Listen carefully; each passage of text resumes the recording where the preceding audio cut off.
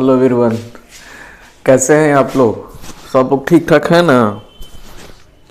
देखिए, आप लोग एटॉमिक स्ट्रक्चर का 3 लेक्चर हमने डाल दिया था और चौथे लेक्चर के लिए बहुत ज़्यादा दिन तक आपको वेट करना पड़ा। उसके लिए बहुत बहुत सॉरी।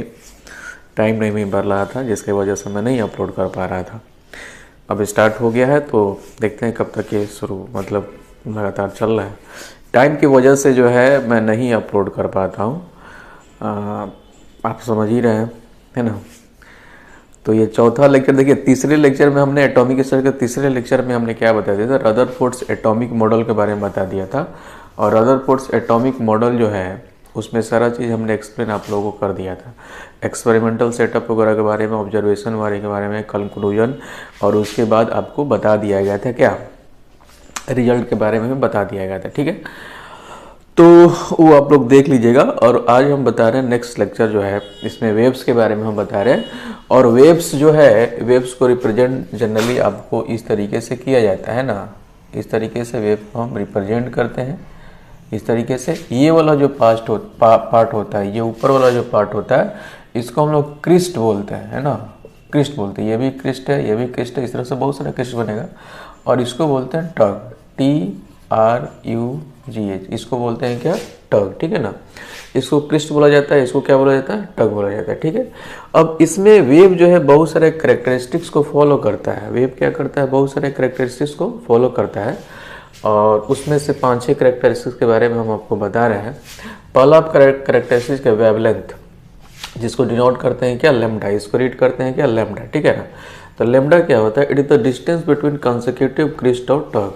कंसेक्यूटिव क्रिस्ट मतलब लगातार क्रिस्ट के बीच का जो डिस्टेंस हो, या लगातार टग के बीच का जो डिस्टेंस हो, उसी को हम लोग क्या बोलते हैं? वेवलेंथ बोलते हैं।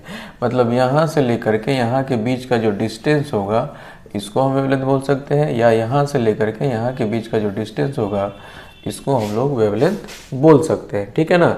इसको हम लोग वेवलेंथ बोल सकते हैं। ठीक है, और इसी को वेवलेंथ बोलते हैं हम लोग। ठीक है ना? क्रिस्ट, दो क्रिस्ट के बीच में, द कंसेक्यूटिव क्रिस्ट और कंसेक्यूटिव टग के बीच का जो डिस्टेंस होता है, उसी को बोलते हैं कि हम लोग क्या बोलते हैं?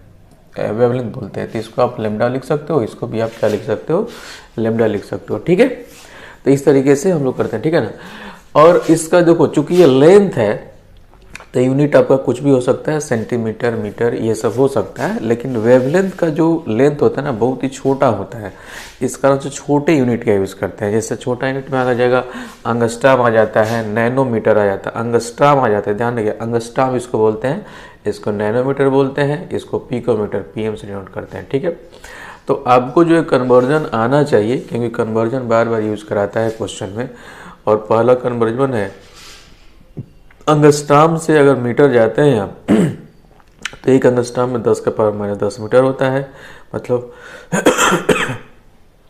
अंगस्ट्राम से मीटर जाइएगा तो 10⁻10 से मल्टीप्लाई करना होगा, और मीटर से अंगस्ट्राम आइएगा तो 10⁻10 से क्या करना होगा? डिवाइड करना होगा आपको। ठीक है,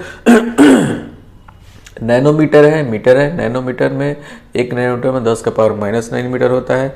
नैनोमीटर से अगर आप मीटर जाते हो, नैनोमीटर से कहाँ जाते हो आप? मीटर जाते हो, तो 10⁻9 से डिवाइड करना होगा। और मीटर से नैनोमीटर आते हो तो 10⁻9 से क्या करना होगा? डिवाइड करना होगा। ठीक है, नैनोमीटर से मीटर 10⁻9 से मल्टीप्लाई, और मीटर से नैनोमीटर तो 10⁻9 से क्या करना होगा? डिवाइड करना होगा। ठीक है, उसी तरह से पिकोमीटर है। एक पिकोमीटर में 10⁻12 मीटर होता है। मतलब पिकोमीटर से मीटर जाएंगे आप तो 10⁻12 से मल्टीप्लाई करना होगा, और मीटर से पिकोमीटर जाएंगे तो 10⁻12 से क्या करना होगा? डिवाइड करना होगा। आपको जो क्वेश्चन मिलने वाले हैं, जो भी आप क्वेश्चन बनाएंगे, नीट का या जेईई मेन का क्वेश्चन बनाते हैं आप, तो जनरली जो आपको मिलने वाला है वो मिलने वाला अंगस्ट्राम और कौन सा? नैनोमीटर। अंगस्ट्राम और कौन सा? नैनोमीटर। तो इसको आप लोग विशेष रूप से याद रखेंगे। ठीक है, अब एक टर्म आता है फ्रीक्वेंसी, और फ्रीक्वेंसी को डिनोट करते हैं न्यू से। ठीक है ना? ये देखो न्यू है, ये इस तरीके से देख लीजिए, ये ऐसे है। अरे देखो आ गया, बैगन ले लो, आलू ले लो, टमाटर ले लो। देखो इधर ये क्या हो जाएगा? इसको बोलते हैं फ्रीक्वेंसी, इसको क्या बोलते हैं? न्यू। इसको पढ़ते हैं क्या हम लोग? NU, new. और इसको बोला जाता है कि फ्रीक्वेंसी, मतलब फ्रीक्वेंसी को न्यू से डिनोट किया जाता है। और ये बोलता है number of waves passing through a point in 1 second. अगर हम एक वेव की बात करें तो आप यहाँ से लेकर के यहाँ तक आप कंसीडर कर सकते हैं, या यहाँ से लेकर के यहाँ तक आप इसको कंसीडर कर सकते हैं। एक वेव ये हो गया, समझ रहे हैं बात ना। तो बोलता है कि number of wave passing through a point in 1 second. किसी पर्टिकुलर पॉइंट से 1 सेकेंड में जितना नंबर ऑफ वेव आपका पास करेगा, उसी को बोलते हैं कि हम लोग फ्रीक्वेंसी। किसी पर्टिकुलर पॉइंट से 1 सेकेंड में जितना नंबर ऑफ वेव्स पास करेगा, उसी को क्या बोलते हैं हम लोग, फ्रीक्वेंसी बोलते हैं। और इसका यूनिट होता है हर्ट्ज, साइकिल पर सेकेंड या पर सेकेंड। तो तीनों यूनिट एक ही है, हर्ट्ज लिखो या पर सेकंड लिखो या साइकिल पर सेकंड लिखो, तीनों क्या आपका एक ही है। इस कारण से मैंने इक्वल यहाँ पे साइन यूज किया है। तब साइकिल लिखो या हर्ट्ज लिखो या पर सेकंड लिखिए, तीनों आपकी एक ही चीज़ है, ठीक है। अब आ जाते हैं टाइम पीरियड। टाइम पीरियड को कैपिटल टी से डिनोट करते हैं और ये बोलता है time taken by a wave to travel distance equal to 1 wavelength. मान लेते हैं कि कोई भी आपका वेव है और उसका वेवलेंथ मान लेते हैं कि 10 नैनोमीटर है। कितना है आपका? सब साले कुत्ते सब इतने परेशान करते रहते हैं, दिन और रात दोनों टाइम बोलते हैं। क्या है? Time taken by a wave travel to distance equal to 1 wavelength. मतलब कोई भी वेव एक वेवलेंथ को कंप्लीट करने में जितना टाइम लेता है, माने एक वेवलेंथ डिस्टेंस को कवर करने में जितना टाइम लेता है, उसी को बोलते हैं हम लोग क्या? Time period. जैसे मान लेते हैं किसी वेव का वेवलेंथ आपका 10 नैनोमीटर है ना, तो 10 नैनोमीटर का डिस्टेंस ट्रेवल करने में कोई भी वेव जितना टाइम लेगा, उसी को क्या बोलते हैं हम लोग? टाइम पीरियड बोलते हैं। और इसका फॉर्मूला होता है T बराबर 1/न्यू, ठीक है। क्या होता है? T बराबर 1/न्यू, मतलब 1 फ्रीक्वेंसी होता है। और एक फार्मूला होता है कि किसी भी इलेक्ट्रोमैग्नेटिक वेव के लिए C बराबर होता है न्यू लेमडा। हम आगे बताएंगे आपको। तो 1/न्यू जब आप करेंगे ना, तो ये हो जाएगा कितना? λ/c के बराबर हो जाएगा। जैसे आप इसको ऐसे लिख सकते हो कि λ/c करो आप, C को इधर लाइए आप, तो लेमडा इधर है तो C इधर लेगा तो C हो जाएगा, और ये कितना हो जाएगा? 1/न्यू हो जाएगा। तो 1/न्यू बराबर कितना हो जाएगा? λ/c हो जाएगा। तो वही यहाँ पे लिखा हुआ है, तो दोनों ही यूज होता है, 1/न्यू या λ/c आपका, ठीक है। तो 3 आपको कैरेक्टरिस्टिक्स के बारे में बता दिया। आगे हम और आपको बता दे रहे हैं।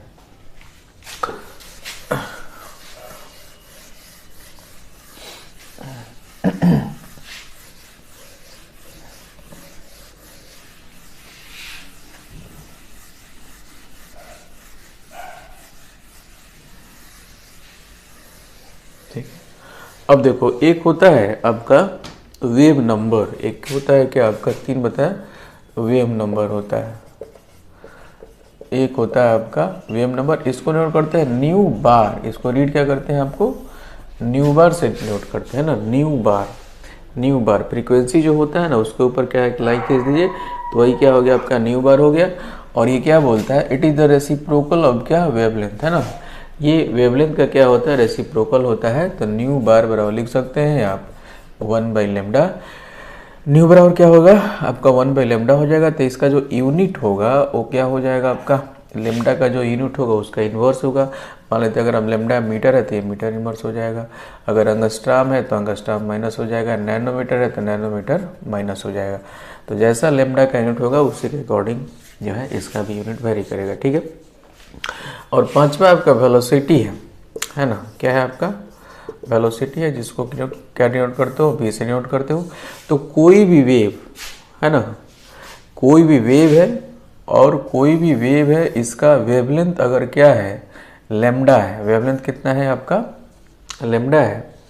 तो वेलोसिटी जो वेव का होता है वो न्यू इंटू लेमडा के बराबर होता है। वेलोसिटी कितने के बराबर होता है? न्यू इंटू लेमडा के बराबर है। कोई भी वेव है अगर उसका वेलोसिटी v के बराबर है, फ्रीक्वेंसी न्यू है, वेवलेंथ का लेमडा है, तो उसका जो वेलोसिटी होगा क्या होगा? न्यू इंटू लेमडा के बराबर होगा। तो न्यू अगर आप हर्ट्ज में रखते हैं, हर्ट्ज का मतलब पर सेकेंड में रखते हो, और वेवलेंथ अगर आप मीटर में रखिएगा तो वेलोसिटी का जो यूनिट आएगा वो क्या आएगा आपका मीटर पर सेकंड में आएगा। तो यूनिट का विशेष ख्याल रखना है, विशेष ख्याल नहीं रखिएगा तो हो जाएगा दिक्कत, ठीक है ना, समझ गए बात। ये मीटर में रखना है, ये हर्ट्ज में रखना है, तभी जाके वेलोसिटी आपका मीटर पर सेकंड में आएगा, ठीक है। तो ये रहा वेव्स के बारे में, और आगे चलते हैं इलेक्ट्रोमैग्नेटिक वेव के बारे में भी थोड़ा सा आप लोगों को बता देते हैं हम, ठीक है। अच्छा, इसी केस में अगर हम इलेक्ट्रोमैग्नेटिक वेव की बात करें फॉर EMF, इलेक्ट्रोमैग्नेटिक वेव्स का मतलब ऐसा वेव जो इलेक्ट्रिक और मैग्नेटिक फील्ड दोनों ही प्रोड्यूस करता है, उसको बोलते हैं क्या हम लोग, इलेक्ट्रोमैग्नेटिक वेव। तो इलेक्ट्रोमैग्नेटिक वेव का जो वेलोसिटी होता है ना, इलेक्ट्रोमैग्नेटिक वेव का जो वेलोसिटी होता है लाइट के वेलोसिटी के बराबर होता है। लाइट के वेलोसिटी को c से डिनोट करते हैं और इसका वैल्यू होता है 3 × 10⁸ मीटर पर सेकेंड। तो यहाँ से फॉर्मूला जाएगा c बराबर क्या, न्यू लेमडा। क्या जी, ये बहुत ज़्यादा इंपॉर्टेंट है, इसको ध्यान रखिएगा लो, ठीक है। c बराबर क्या आ गया, न्यू लेमडा, ठीक है। और यहाँ से और भी चीज़ें क्या है, ये तो कांस्टेंट आपका है। अगर बोले कि न्यू और लेमडा में क्या रिलेशन है, मतलब किस तरह का, इन्वर्स है या डायरेक्ट है, एक ऐसा रिलेशन, देखो दो क्वांटिटी अगर एक ही तरफ मल्टीप्लिकेशन फॉर्म में है, दो क्वांटिटी अगर एक ही तरफ मल्टीप्लिकेशन फॉर्म में है तो उनके बीच जो रिलेशन होता है वो क्या होता है, इन्वर्स होता है। जैसे न्यू और लेमडा में कोई पूछेगा तो क्या होगा, न्यू इनवर्सली प्रोपोर्शनल टू क्या होगा, लेमडा होगा। मतलब लेमडा मतलब वेवलेंथ अगर बढ़ेगा फ्रीक्वेंसी क्या होगा, घटेगा। वेवलेंथ घटेगा तो फ्रीक्वेंसी क्या होगा आपका, बढ़ेगा। ये हर एक केस में है, जहाँ कहीं भी अगर एक तरफ लेफ्ट हो या राइट हो, अगर दो टर्म का मल्टीप्लिकेशन है तो दोनों में कैसा रिलेशन आपका, इन्वर्स होगा। लेकिन दोनों तरफ अगर एक एक तरफ हो, दूसरा तरफ हो तो कैसा होगा, डायरेक्ट होगा। या c directly proportional to nu भी बोल सकते हैं और c directly proportional to lambda भी बोल सकते हैं, ठीक है। जैसे और भी देख लीजिए, जैसे p बराबर mv होता है, क्या होता है, p बराबर mv होता है। p बराबर अगर mv है, अगर इसको हम कांस्टेंट मान लें, अगर हम इसको कांस्टेंट मान लेते हैं तो मास और वेलोसिटी में कैसे रिलेशन, इन्वर्स हो जाएगा। अगर मास बढ़ेगा तो वेलोसिटी क्या होगा आपका, घटेगा, और मास घटेगा तो वेलोसिटी क्या होगा आपका, बढ़ेगा। अगर ये कांस्टेंट होगा तब, अदरवाइज नहीं। क्योंकि यहाँ पे ये कांस्टेंट है, c क्या है, वेलोसिटी ऑफ लाइट तो कांस्टेंट है, तो इसकी वजह से क्या हो जाएगा, दोनों में इन्वर्स रिलेशन हो जाएगा, ठीक है ना। तो याद रखेंगे, बहुत ज़्यादा यूजफुल है और इससे बहुत सारा क्वेश्चन आपका बनता है, c बराबर न्यू लेमडा से, ठीक है। तो आज के लिए छोड़ देते हैं इतना ही, और नेक्स्ट क्लास में जो है हम आपको इलेक्ट्रोमैग्नेटिक वेव का एक ऑर्डर बताएंगे कि उसका किसका वेवलेंथ ज़्यादा होता है, किसका वेवलेंथ कम होता है, किसका एनर्जी ज़्यादा होता है, किसका क्या बोलते हैं एनर्जी, और उसके बाद फ्रीक्वेंसी के बारे में ये सब चीज़ें हम आप लोग को बता देंगे, ठीक है ना। तो थैंक यू, और उसके लिए सॉरी यार, अब वीडियो अपलोड करेंगे हम, ठीक है।